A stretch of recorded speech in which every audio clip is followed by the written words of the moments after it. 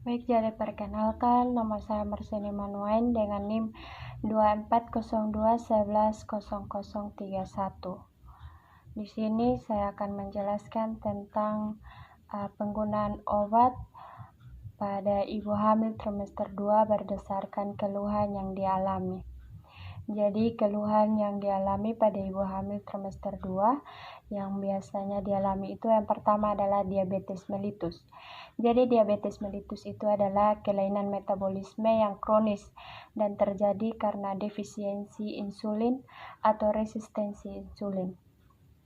Penyakit diabetes mellitus tipe 1 itu adalah kondisi kronis di mana tubuh tidak mampu memproduksi insulin yang cukup karena sistem kekebalan tubuh menyerang sel-sel pankreas yang memproduksi insulin. Kemudian penanganan diabetes mellitus tipe 2 itu penyakit kronis yang ditandai dengan kadar gula darah yang tinggi akibat resistensi insulin atau produksi insulin yang tidak cukup. Kondisi ini menyebabkan tubuh tidak dapat menggunakan gula sebagai energi dengan benar dan gula itu menumpuk dalam darah. Dugaan DM pada ibu hamil terjadi apabila yang pertama itu ibu pernah mengalami beberapa kali kelahiran bayi makrosomi, yaitu berat badan di atas 4.000 gram. Kemudian ibu juga pernah mengalami kematian janin dalam minggu-minggu terakhir. Itu ditemukan glukosa dalam air seni atau air hasil pemeriksaan lab. Pengaruh DM atau diabetes mellitus terhadap kehamilan, yaitu yang pertama adalah bisa terjadinya abortus, kemudian bisa terjadi preeklamsia, bisa juga terjadi hidroamnion, yang berikut adalah insufisiensi plasenta. Kemudian ini pengaruh DM terhadap janin atau bala, kematian hasil koresepsi dalam kehamilan muda mengakibatkan abortus, kemudian cacat bawaan, bisa juga janin besar, kemudian kematian dalam kandungan, kematian neonatal, dan kelainan neurologis dan psikologis. Kemudian obat-obat yang bisa digunakan pada ibu hamil dengan diabetes mellitus, yaitu yang pertama adalah insulin. Jadi insulin yang digunakan adalah insulin dosis rendah dengan lama kerja intermediat dan diberikan 1-2 kali sehari. Pada DMH, pemberian insulin mungkin harus lebih sering. Ini dapat dikombinasikan antara insulin kerja pendek dan intermediat untuk mencapai kadar glukosa yang diharapkan. Obat oral tidak digunakan dalam DMG karena efek teratogenitasnya yang tinggi dan dapat diekspresikan dalam jumlah besar melalui ASI. Yang pertama itu insulin kerja cepat. Itu bentuknya berupa larutan jernih, mempunyai onset cepat dan durasi pendek. Yang termasuk di sini itu adalah insulin regular. Saat ini dikenal dua macam insulin, insulin CZ1 yaitu dalam bentuk asan dan netral. Preparat yang ada antara lain Actrapid, Velosulin. Semilente insulin jenis ini diberikan 30 menit sebelum makan, mencapai puncak setelah sampai 1-3 macam dan efeknya dapat bertahan sampai 8 jam. Kemudian yang kedua adalah intermediate acting atau insulin kerja sedang, yaitu bentuknya terlihat keruh karena berbentuk hablur-hablur kecil, dibuat dengan menambahkan bahan yang dapat memperlama kerja obat dengan cara memperlambat penyerapan insulin ke dalam darah. Kemudian yang ketiga itu adalah long action atau insulin kerja lama. Itu adalah merupakan campuran dari insulin dan protamin, diabsorpsi dengan lambat dari tempat penyuntikan sehingga efek yang dirasakan cukup lama, yaitu sekitar 24-36 jam. Kemudian pemberian insulin kepada penderita diabetes itu hanya bisa dilakukan dengan cara suntikan. Jika diberikan melalui oral, insulin akan rusak di dalam lambung. Setelah disuntikan, insulin ini akan diserap ke dalam tubuh, diserap ke dalam aliran darah dan dibawa ke seluruh tubuh. Di sini insulin akan bekerja menormalkan kadar gula darah, kemudian merubah glukosa menjadi energi. Cepat injeksinya insulin itu yang pertama itu adalah abdomen atau perut, itu absorpsinya cepat. Kemudian lengan itu absorpsinya itu adalah sedang. Paha atas itu absorpsi lambat, bokong absorpsi lambat, bahu, siku, pinggul, dan lutut, kemudian bisa melalui kulit, kemudian otot. Dan yang terakhir itu injeksi insulin ke dalam jaringan subkutaneus, yaitu di antara kulit dan lapisan otot. Efek samping dari penggunaan insulin yaitu yang pertama adalah penurunan kadar gula darah, kemudian iritasi kulit, kemudian pusing, juga untuk beberapa pasien diabetes itu bisa menyebabkan alergi pada kulit. Lalu keluhan yang kedua adalah epilepsi. Epilepsi berarti kecenderungan mengalami serangan kejang atau bangkitan berulang. Dapat terjadi bila ada lepas muatan listrik abnormal dalam otak. Pada wanita hamil, volume plasma meningkat kira-kira sepertiga pada trimester ketiga. Hal ini disebabkan oleh efek dilusi. Penurunan kadar obat dalam darah untuk phenytoin kira-kira 80% terjadi pada trimester pertama, juga berupa dengan fenobarbital, itu untuk karbamazepin terbesar penurunannya pada trimester ketiga. Jadi tujuan dari terapi epilepsi yaitu adalah untuk eliminasi serangan atau mengurangi frekuensi serangan dengan taraf yang semaksimal mungkin. Kemudian yang kedua itu adalah untuk menghindari efek samping yang berkaitan dengan terapi jangka panjang dan juga untuk membantu ibu hamil dalam pencapaian kesesuaian psikososial dan fakasional.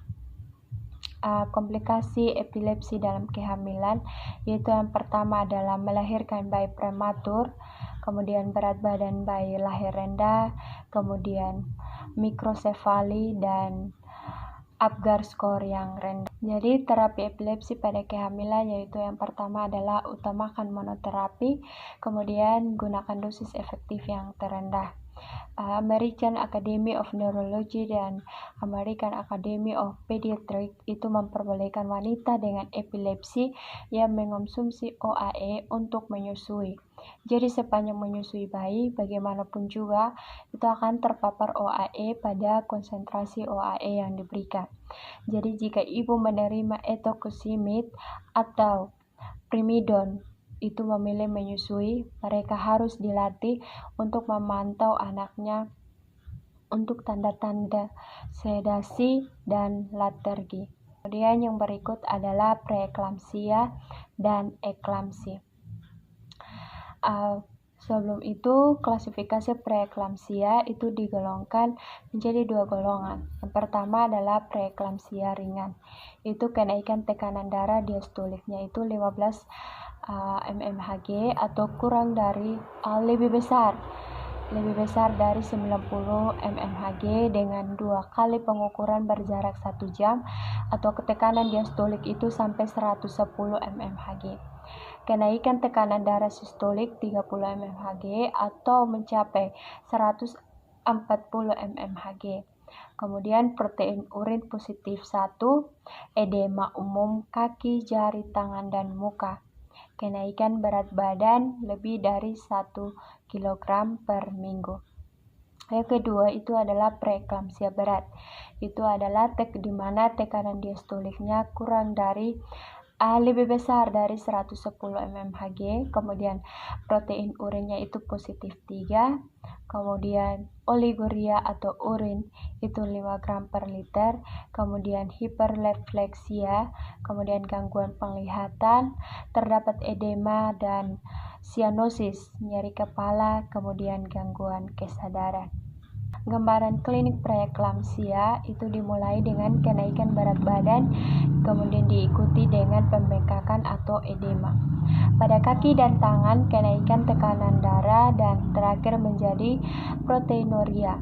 Pada preeklamsia ringan, gejala subjektif belum dijumpai, tetapi pada preeklamsia berat itu diikuti dengan keluhan, yaitu yang pertama adalah sakit kepala, terutama pada daerah frontal, kemudian rasa nyeri, kemudian pada daerah epigastrium, kemudian gangguan penglihatan, yang berikut adalah gangguan pernapasan, sampai sianosis, dan yang terakhir itu adalah gangguan kesadaran. Tujuan utama dari penanganan preeklamsia itu adalah untuk pencegahan terjadinya preeklamsia berat dan eklamsia, kemudian melahirkan janin hidup dan melahirkan janin dengan trauma sekecil-kecilnya. Efek preeklamsia pada bayi yaitu menyebabkan gangguan peredaran darah pada plasenta. Hal ini akan menyebabkan berat badan bayi yang dilahirkan itu relatif kecil. Selain itu, preeklamsia juga dapat menyebabkan terjadinya kelahiran prematur dan komplikasi lanjutan dari kelahiran prematur, yaitu keterlambatan belajar, epilepsi, cerebral palsy, dan masalah pada pendengaran dan penglihatan. Penata laksana preeklamsia yaitu yang pertama adalah terapi non-farmakologis atau terapi tanpa obat, yaitu anjurkan untuk istirahat lebih banyak, diet kalori dan garam, kemudian yang berikut adalah hindari faktor risiko seperti stres, perokok, obesitas, dan olahraga ringan setiap hari.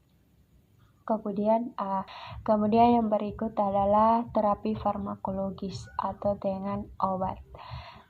Jadi beberapa jenis antihipertensi yang dapat digunakan, yaitu yang pertama adalah nifedipin, itu dengan dosis 1 kali 20-30 mg per oral sesudah makan pada malam hari.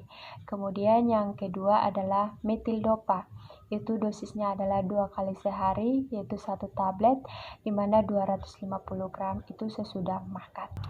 Kemudian yang berikut adalah varicella dan herpes zoster. Jadi varicella zoster virus ini adalah merupakan famili human atau alpha herpes virus. Ini merupakan virus double stranded yang dapat menyebabkan penyakit varises dan herpes zoster.